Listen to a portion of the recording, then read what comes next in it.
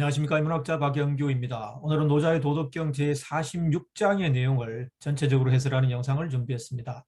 노자는 도덕경 46장에서 족함을 아는 것이 가장 큰 족함이라며 안분지족하는 삶을 강조하고 있습니다.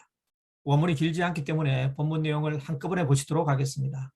천하유도, 각주마이분, 천하무도, 융마생어교, 화막대어 부지족, 구막대어 욕득, 고지족, 지족, 상족의. 천하에 도가 있으면 달리던 말이 돌아가 그 똥으로 농사를 짓는다. 천하에 도가 없으면 군사용 말이 전쟁터에서 새끼를 낳는다.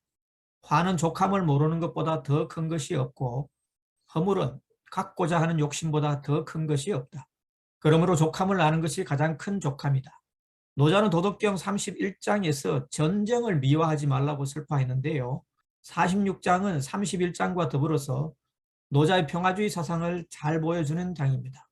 각주마이분에서 각은 돌아가다는 의미로 쓰였고 분은 걸음을 주다, 농사를 짓다는 의미로 쓰였습니다.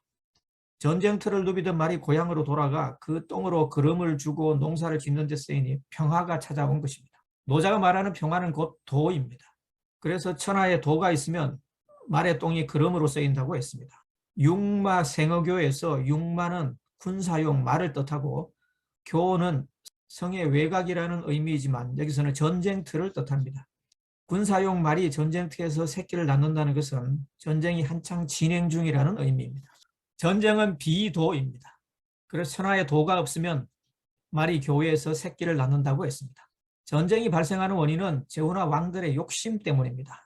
영토를 넓히려는 욕심, 재물을 약탈하려는 욕심이 사회적 혼란과 무자비한 살상과 같은 화를 불러오고 민생을 도탄으로 몰아넣는 허물을 남깁니다. 그래서 화막대어 부지족, 화는 족함을 모르는 것보다 더 큰 것이 없고 구막대어 욕득, 허물은 갖고자 하는 욕심보다 더 큰 것이 없다고 했습니다. 자신이 가진 영토와 재물에 만족하면서 평화롭게 살면 화를 당할 일도 없고 허물을 남길 일도 없습니다. 그래서 지족, 상족의, 족함을 아는 것이 가장 큰 족함이라고 했습니다. 내가 행복해 보인다고 아마도 그건 내가 자신에게 있는 것에 만족하고 자신에게 없는 것에 한탄하지 않기 때문일 거야. 톨스토이가 쓴 안나 까레니나에 나오는 말인데요. 행복의 비결은 간단합니다. 내가 가진 것에 만족하고 남들과 비교하지 않으면 됩니다. 자신의 행복을 남의 기준에 맞추면 단 한시도 행복해질 수가 없습니다. 안나 카레니나는 남들이 볼 때 부러울 것 하나 없는 행복한 여자였습니다. 잘나가는 남편과 똑똑하고 귀여운 아들, 대저택, 수많은 하인들, 그녀에게는 어느 것 하나 부족한 것이 없었습니다. 하지만 모스코바 기차역에서 만난 브론스키라는 군인에게 눈을 돌리고 그를 자신의 남편과 비교하기 시작하면서 그녀의 행복은 한순간에 깨졌습니다. 브론스키와의 연애는 무척 달콤했지만 끝까지 안나 카레니나의 행복을 책임져 주지는 않았습니다. 죄책감으로 괴로워하던 그녀는 결국 기차역에 몸을 던져서 불행하게 삶을 마감하고 말죠. 소설의 또 다른 주인공들인 키티와 레비는 달랐습니다. 그들도 서로 의견 충돌을 빚고 토닥토닥 싸우기도 하지만 자신에게 없는 것을 넘보지는 않았습니다. 자신에게 주어진 조건들에 만족하고 일상 속에서 행복을 찾았습니다. 키티는 남편 레빈이 브론스키처럼 잘생기지는 않았지만 그의 성실함과 충직함을 사랑했으며 레빈도 키티가 안나 카레니나처럼 열정적이고 미모가 뛰어나지는 않았지만 자신의 아내로서 있는 그대로의 모습을 사랑했습니다.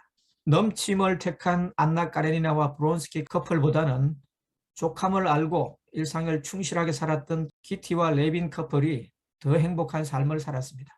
톨스토이가 안나 카레니나에서 우리에게 전해주고자 하는 메시지도 바로 이러한 것이 아니었을까요? 족함을 아는 것이 가장 큰 족함이다. 톨스토이는 죽으면서 자신의 책에 대한 저작권을 사회에 환원함으로써 노자나 법정스님이 말한 무소유의 삶을 실천했습니다. 영상이 도움이 되셨다면 좋아요와 구독 버튼을 꾹 눌러주시면 다음 영상을 제작하는 데 큰 힘이 되겠습니다. 경청해 주셔서 감사합니다.